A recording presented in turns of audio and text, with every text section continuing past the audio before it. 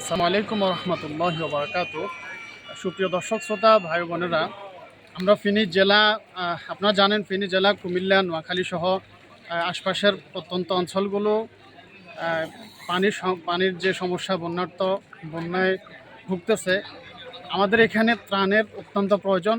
যে সমস্ত এলাকায় ত্রাণের খুব বেশি প্রয়োজন তার মধ্যে রয়েছে ফেনীর পশ্চিম অঞ্চলের রাজাপুর, ঘোনা, চন্দ্রপুর, সিন্দুরপুর, শরীফপুর এবং কি সুন্দরপুর, তারপর গণিপুর, এই সমস্ত এলাকাগুলোতে ত্রাণের অত্যন্ত প্রয়োজন।